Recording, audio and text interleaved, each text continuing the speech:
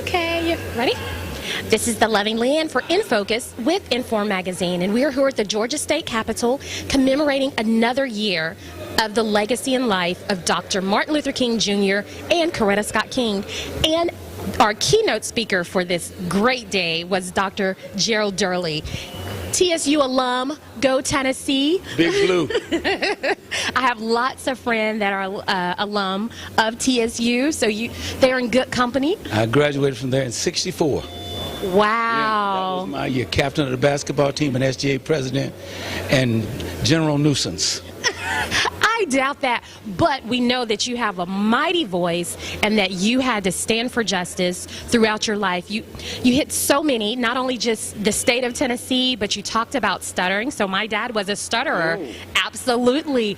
But you know what? Stuttering gives you a little more time to think, because if you want to speak well, you have to be deliberate. So tell me, how did you overcome that stutter?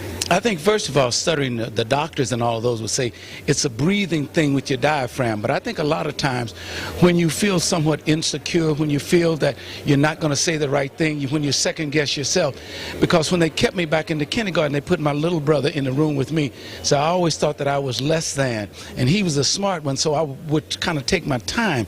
So I think you overcome it like anything else. You begin to work with your mind, and you begin to, what are you thinking? And your thought become your words, and your words become your behavior, and your behavior become your habits, and your habits come into your destiny. That goes with amen. Yeah. That is amazing. And so tell us, we're now going to be 77 soon. Congratulations. We thank you, and I always want to honor those that came before me and that have made it a little easier for me to do some of what I'm privileged to do today. Sure. So speak to someone that doesn't really understand the value of your struggle. The value of our struggle, and I think we talked about it a little bit in the address, is that I never thought when I came from Denver, Colorado, that I would be put in the back of the bus and forced to drink out of a colored water fountain that was filthy and dirty. But you got to understand, regardless of the kind of racist laws that are constantly being placed in our path, that we are greater than that we have a strong, resilient force all the way from the continent of Africa. So you have to go back and remember that you never give up when everything is coming your way. If everything is coming your way, you're in the wrong lane. So you got to shift and get in with the flow. And that's what's so important, to understand that down inside, we as African Americans come from a continent of great inventors and great writers and great thinkers. But if we don't think that way, then we will not act that way. And if we don't act that way, we'll always bend down.